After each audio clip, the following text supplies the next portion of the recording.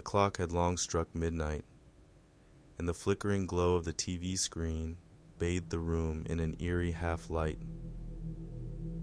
I sat alone on the couch, wrapped in a blanket, engrossed in a movie that had caught my attention on the late-night channel. The movie seemed ordinary at first, a thriller with a mysterious plot, but as the scenes unfolded, a sense of unease crept over me. The characters bore an uncanny resemblance to people from my past. Friends, enemies, lovers. The locations were all too familiar. My hometown, my workplace, my childhood home. I dismissed it as a bizarre coincidence, an overactive imagination spurred by the late hour. But the feeling of disquiet lingered, and a chill settled deep within me. As the movie progressed, the story took a sinister turn. The protagonist, a woman much like me, began to experience a series of inexplicable events. She found herself trapped in a nightmarish cycle, reliving moments from her life, each time with a sense of impending doom. My heart quickened as I watched the woman's life spiral out of control, her reality slipping away like sand through her fingers. The scent of fear hung in the air, the movie's tension seeping into my own psyche. Then it happened.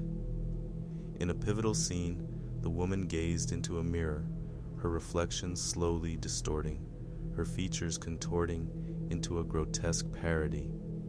I watched in horror as her eyes met mine, and in that moment, I knew the truth. The movie was about me.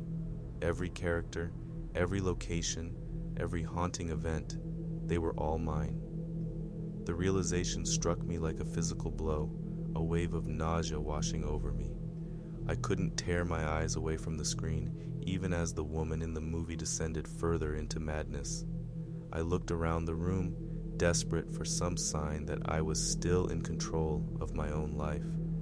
But the surroundings remained unchanged, the flickering TV the only source of illumination. The smell of stale popcorn and the musty scent of the old couch filled the room, but they offered no comfort, only a reminder of my helplessness. I tried to turn off the TV to escape the nightmare unfolding before me, but the remote slipped through my trembling fingers, clattering to the floor. The movie continued, its scenes mirroring moments from my own life, both past and present. My heart raced, panic coursing through my veins. Was I trapped in this cinematic purgatory, doomed to relive my life's darkest moments for all eternity? Had I already died, my existence reduced to a never-ending reel of horror? As the credits rolled and the screen went black, I was left in a void of darkness, my own reflection in the TV's blank surface, staring back at me.